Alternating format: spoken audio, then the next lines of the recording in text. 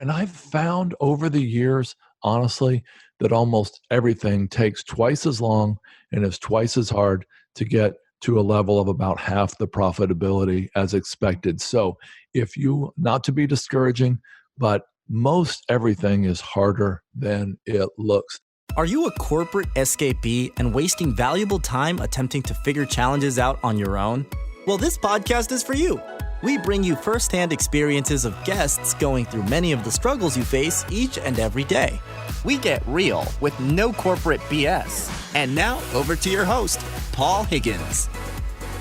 Hello and welcome to Corporate Escapees. Our guest today is someone who studied engineering and then went to work for one of the biggest motor companies in the world, Ford. He had an entrepreneurial bug and started to moonlight over 5 years to what he should do. Then he went out and became an entrepreneur. He became a finalist in Entrepreneur of the Year twice.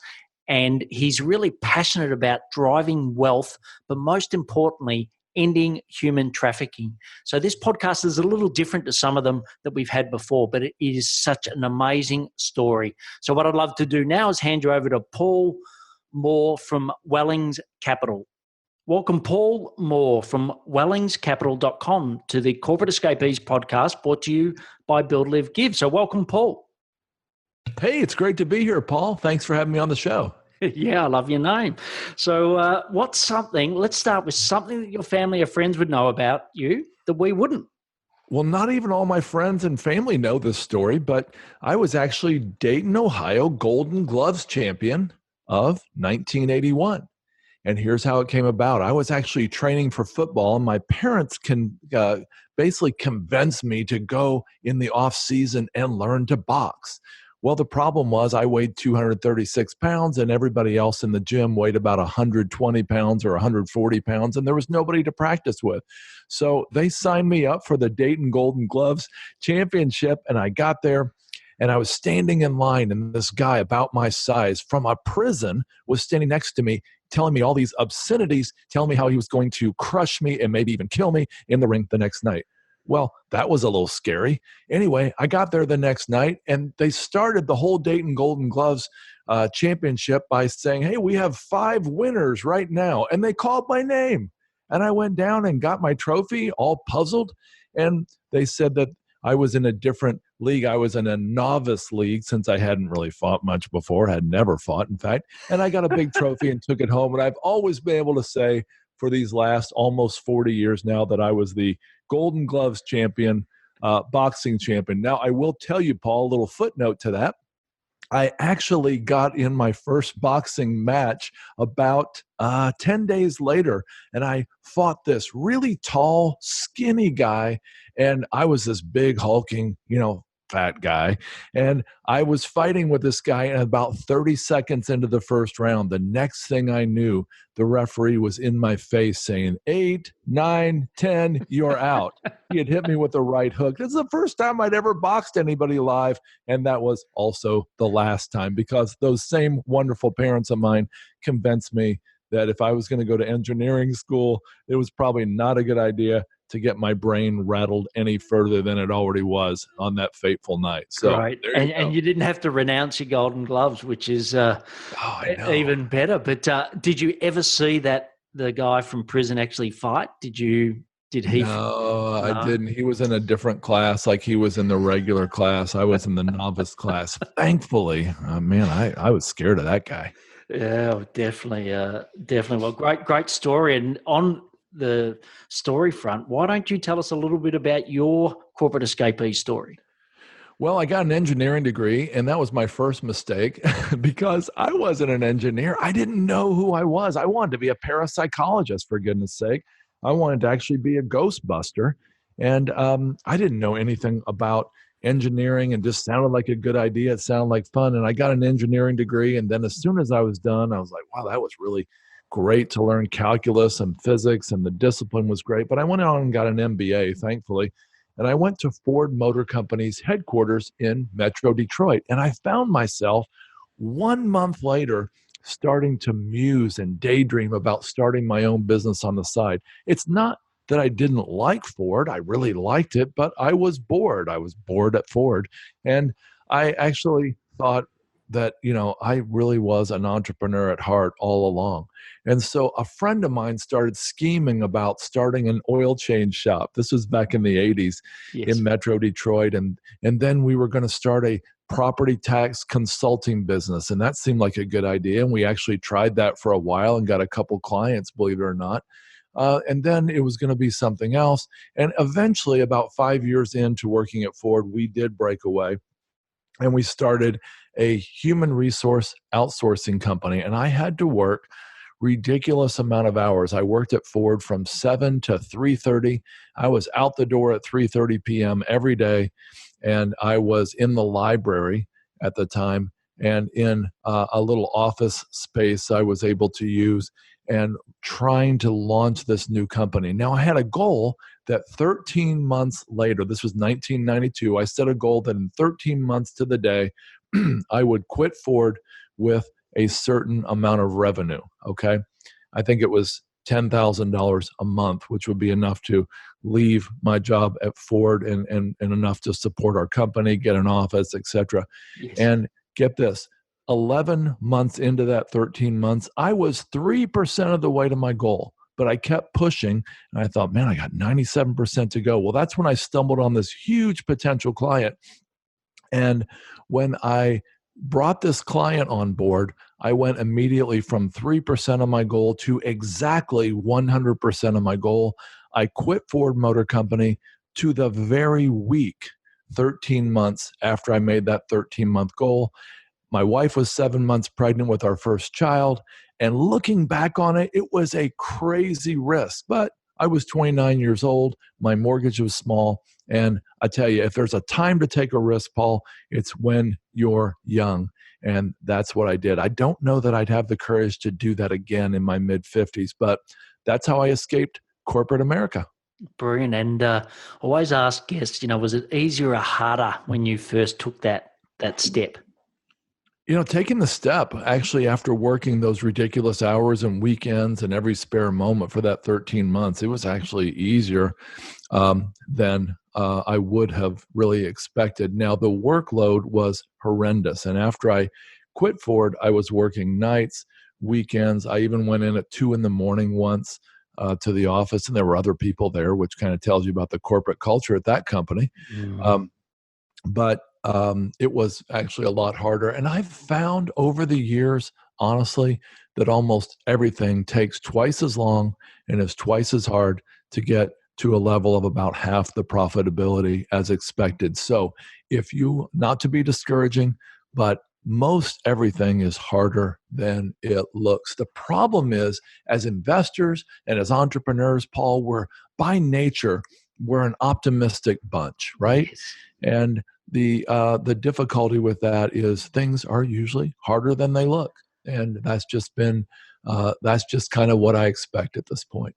Yeah, I think that's great advice. And I know for me, the number one thing I say to people when they're leaving corporate, I say, look, forecast that it'll take you twice as long and you'll earn half the money. So exactly what you said, because I did the opposite. And it took me a long time to really look my wife in the eye and say, yes, I've hit your financial goal. And, Paul, I'm sure you had lots of help along the way as you built great businesses and, even to the height of being Entrepreneur of the Year. But, just tell us a little bit about some of those people that helped you and or some of the ways that you got help along your journey. Yeah, I was actually finalist for Michigan Entrepreneur of the Year twice. I never was actually the Entrepreneur of the Year, but one of the people that helped me most was my freshman year, or my first year, I should say, during my MBA program. There was a really smart guy who turned out to be kind of the most likely to succeed guy in the MBA program, and he and I became very good friends, and we're still good friends today. And I think of the dozen or so businesses I've started over the years, he and I started 4 of those together, and I think I'd say 5 of those actually, and I'd say 2 of those were the most successful businesses I ever started. So linking up with a guy who was a little older, a lot more aggressive, a lot smarter than me was one of the best things I ever did. One of the weaknesses he had was jumping into things a little too quickly and being a little overly optimistic. And so that was one thing I've learned to temper as I partner with him over the years, and that is I try to slow down and really research things more because he is much more optimistic than me even. And so I have learned to temper that as I've realized his weaknesses over the years. But he has been a great friend and a great mentor. Brilliant. And I just wonder, I know you said you did engineering, et cetera, but is it a classic case of maybe you were a little bit more left brain and he was a little bit more right brain, and together you formed a brilliant partnership? Or am I leaping into No, something? actually we both tested for that, and we're both kind of a really good mix of left and right brain. Right. Excellent. Well, look, we'll go into the next section, which is the build section. So when someone says, "Hey, Paul, what do you do today?" How do you answer that? I help people build their wealth. That's my quick elevator line. What do I do? I have we have a commercial real estate fund. We actually have two of them, and we allow people to passively invest in real estate. There's a lot of people in America who watch HGTV and they watch these house hunters show or these fix and flip shows, and they think that they can make a lot of money by fixing or flipping houses on the side. And they find when they get into it, it's really hard. It's really competitive, especially right now. And I say to them, why work harder than you need to make less than you could? You can passively invest $50,000 or $100,000 with us or with other companies like ours, and you can make just as much money or more, and you can not quit your day job, or you can go relax or retire and do whatever you want and make just as much money or more. So that we invest in corporate, we invest in a number of commercial real estate assets to allow people to passively enjoy the tax benefits and the returns of commercial real estate. And Paul, with there's a lot of talk these days around changing in workforce. I heard a stat the other day that 43% of white collar workers will either become freelancers or consultants in the future. Do you see that playing out in different types of commercial real estate, or do you think that's a long way off? It's amazing. I didn't know a single entrepreneur. I don't think I even knew what the word meant when I was growing up. I didn't know anybody who worked from home. I don't know anybody who was an entrepreneur except the local pharmacist who owned his own little pharmacy inside the local grocery store. I didn't know anybody else who owned their own business. And now it seems like the majority of people I know work from home, work flexible hours, own their own business. I think it's possibly more than 43%. So yeah, I'd say that's absolutely true. And that's what I'm seeing. Yeah, and how will that sort of play out in the commercial real estate space? Well, a lot of the people, like the guy I met for lunch today, he doesn't look like a guy who would be a commercial real estate investor. Yet he looks like, he just reminds you of your typical W-2 job guy, a guy who would go to work, get a paycheck for 30 or 40 straight years and then retire. Not at all. He had a burning fire in him. And as I've gotten to know him over the years, he started his own podcast. He flies around the country looking at real estate. He invests. He gets other investors involved. I think that is just, the way of the future. And I think it's becoming more and more the norm. Great. And what is it that or what do you know about investing, in particular in commercial real estate, that many of us listening right now wouldn't? Well, I can tell you about the value of a dollar. When you invest in residential real estate, you're limited by the comparable properties in the neighborhood. So you can fix up a home to look really nice, and you can make it look like the best home on the street, but you're still going to be limited. The bank is still going to limit you. The appraisal is still going to limit you by the value of the other homes on the street. That's not true at all in commercial real estate. The value formula in commercial real estate is the value is the net income divided by the cap rate. Now, the cap rate is the capitalization rate or the ongoing rate of return for that type of property in that location at that time. And so a typical capitalization or cap rate would be 6%. Maybe 8%, it could be 5%, but let's call it 6 or 7%. If you can move the numerator, and that's the net operating income, up, and if you can drive the cap rate, the denominator, down, you can dramatically increase the value of a commercial real estate asset.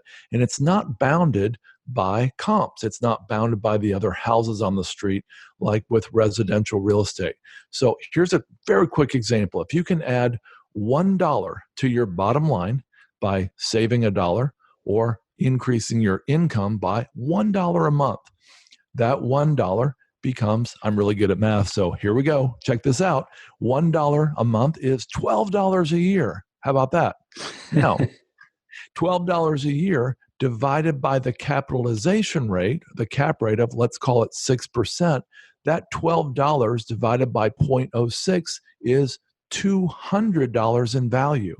Now, $200 in value increase to your asset from just increasing the income by $1, but it's actually better than that because leverage allows the equity to be leveraged, if you will, because of debt. So if you have a 60% loan to value ratio, that takes the value up by 2.5 times more. You can do the math on that.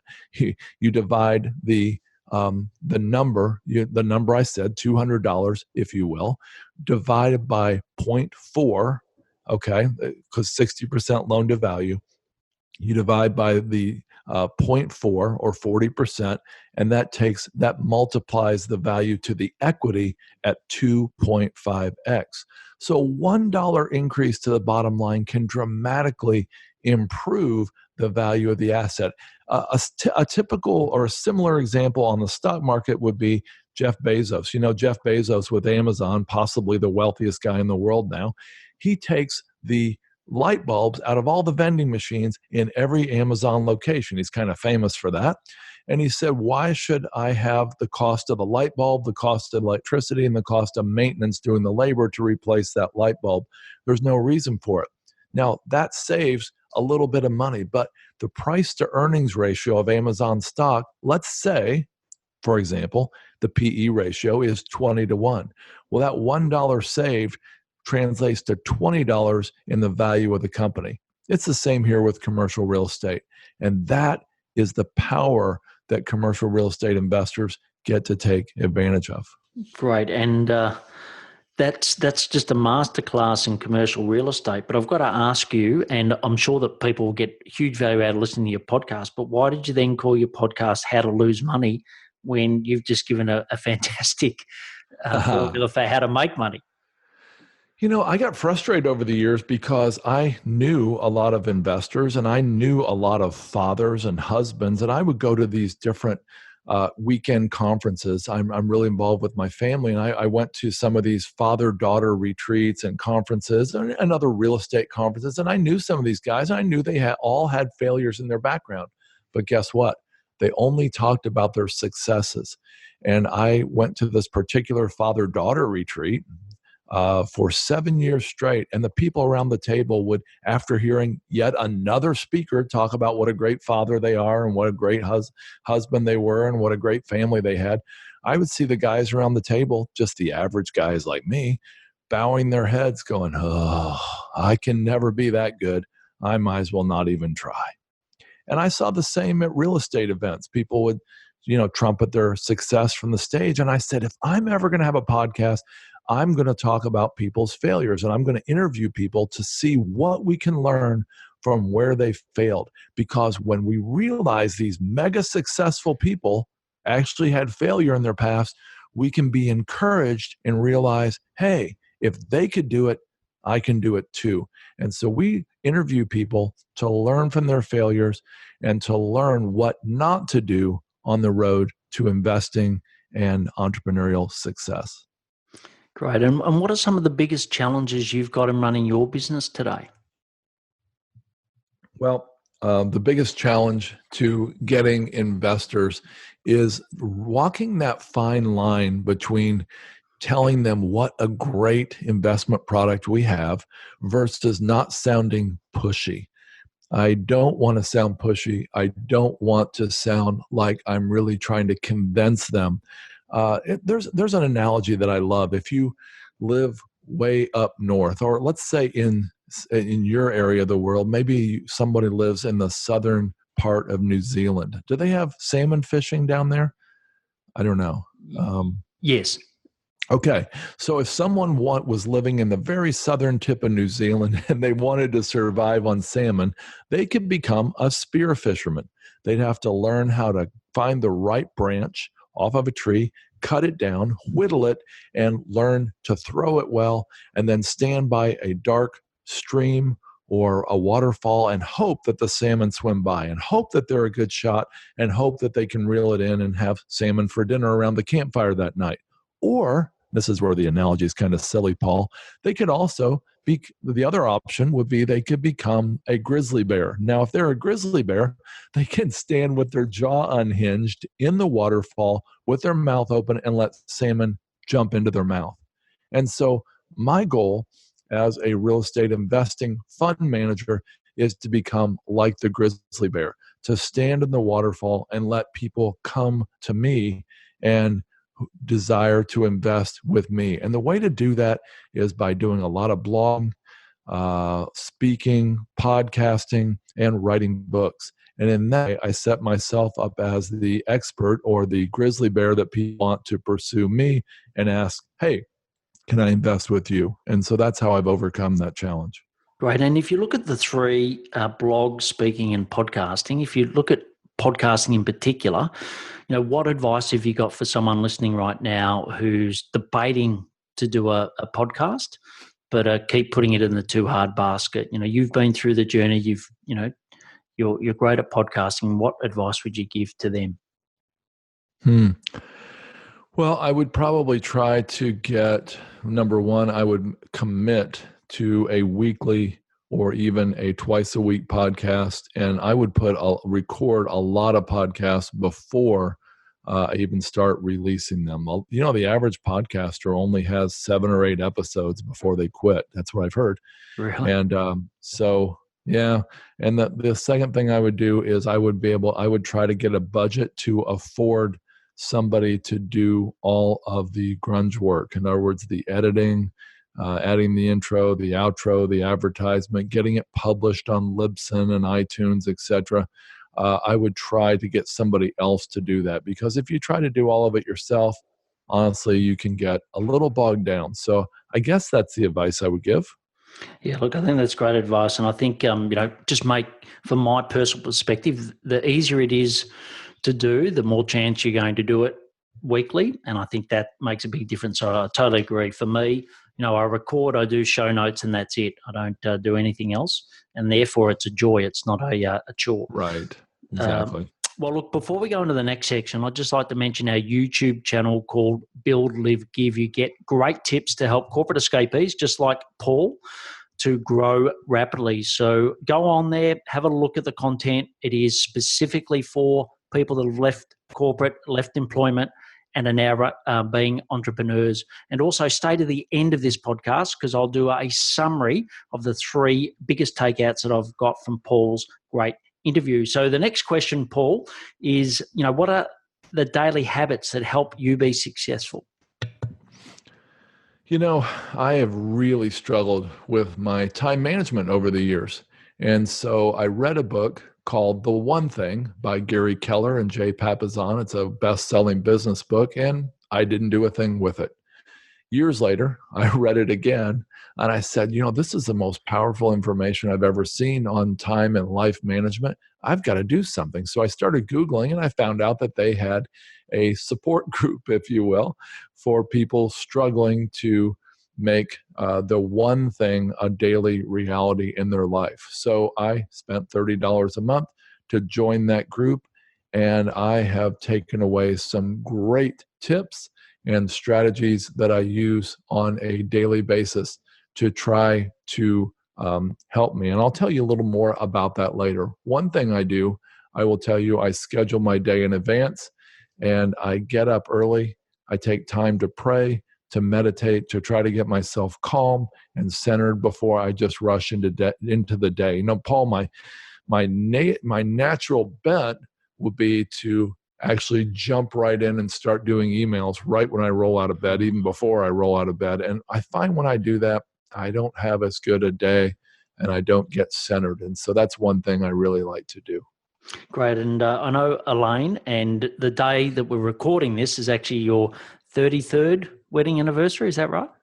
It's actually the 33rd anniversary of the day that we met. In fact, it was almost exactly this time of day 33 years ago. And we're actually going to go celebrate in about an hour. But yeah, she's been a great support to me over the years. She was actually a very fearful person. She had a lot of real difficulties in her childhood. And she actually, about 4 years into me working at Ford Motor Company, when I told her I wanted to launch out on my own as an entrepreneur, she was very, by nature, very afraid. And it's amazing to me that she was able to overcome that fear, say yes to me being an entrepreneur. And frankly, I'll just gonna be real with you, Paul.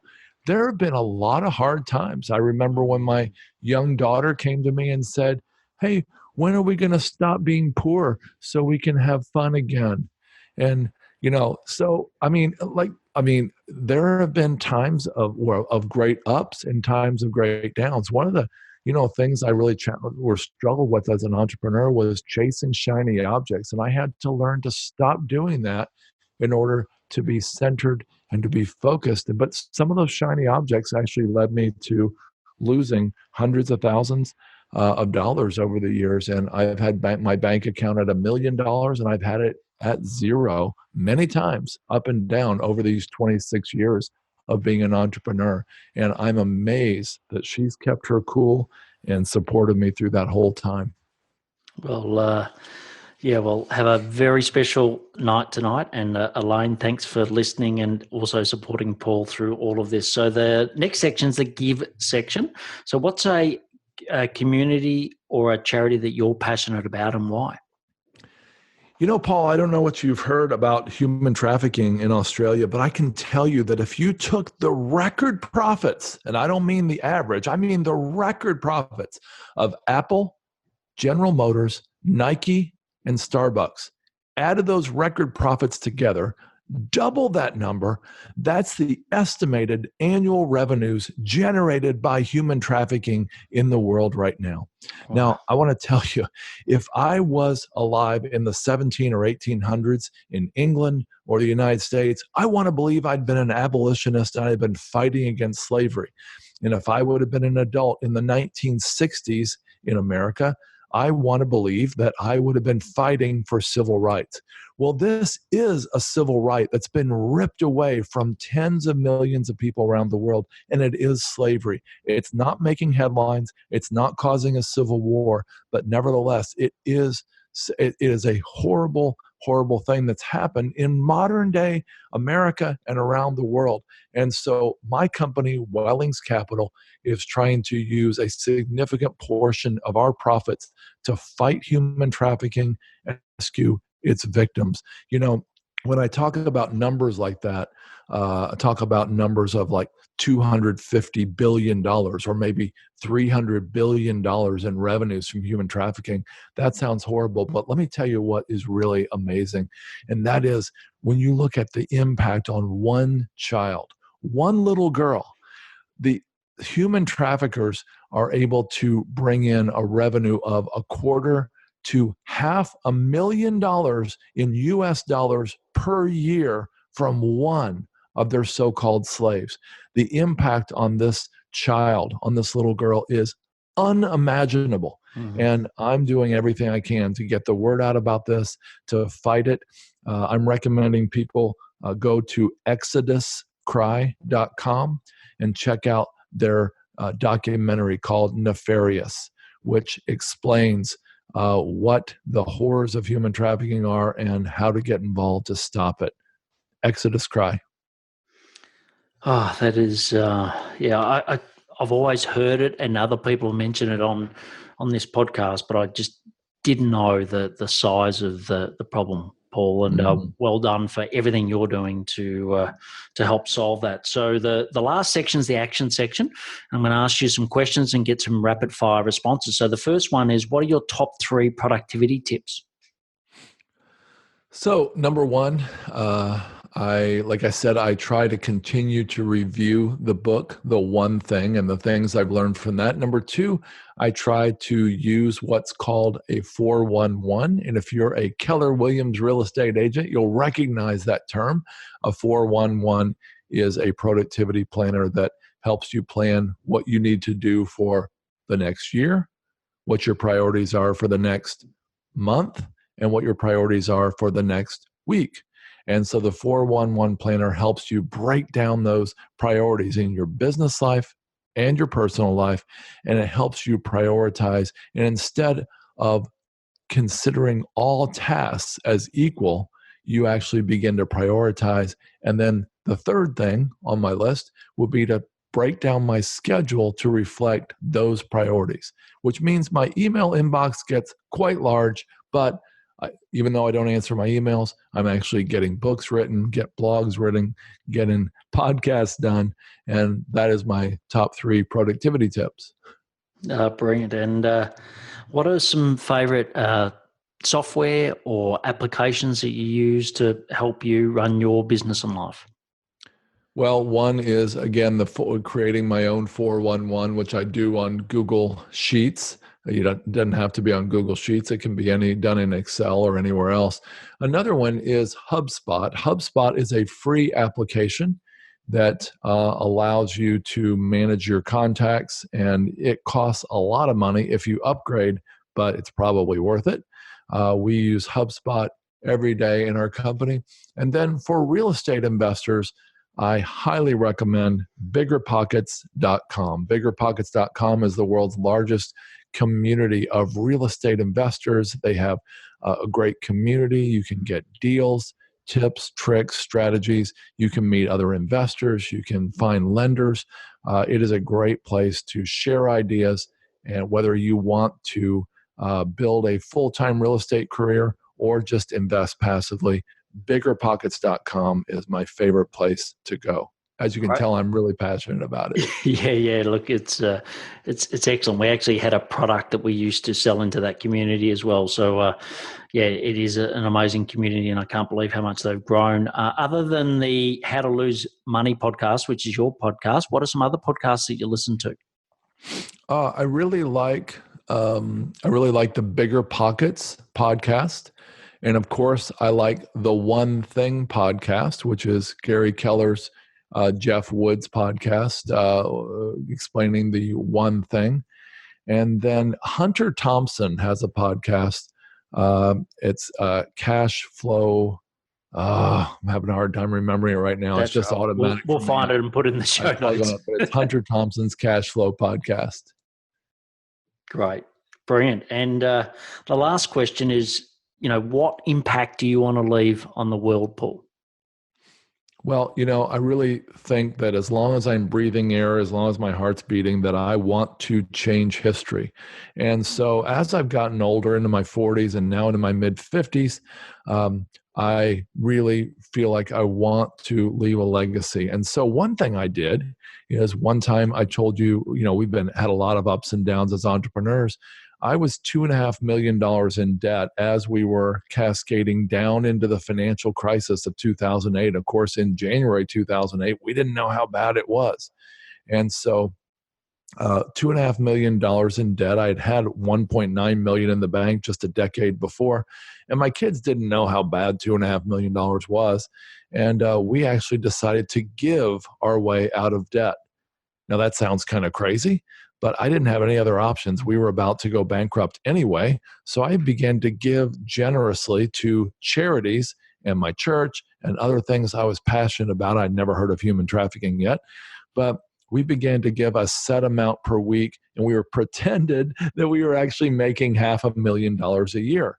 And would you believe that 4 weeks into that, I came up with an idea that allowed us to dramatically reverse our fortunes, sell off a lot of our real estate right in the depths of the Great Recession of 2008. And 13 months later, I was completely debt-free. So I want to tell the world that, the law of karma or sowing and reaping, whatever you call it, it really is true. And so that's one thing I wanted to leave behind with my family.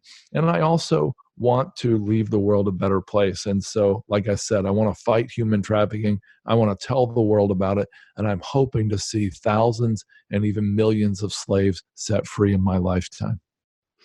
Well, such a powerful interview, Paul. It's been brilliant. If you want to find more about Paul, you can go to wellingscapital.com and also listen to his podcast, How to Lose Money. And he's got a fantastic book as well, Perfect Investment. So we'll have links to that and all the other things that Paul has mentioned in the show notes. So Paul, thanks a lot coming today. You've, on a very special day for you and Elaine. But I think, people listening to this podcast will get enormous value. So thanks, Paul. Thanks, Paul. It's been a real honor to be here. Thank you so much.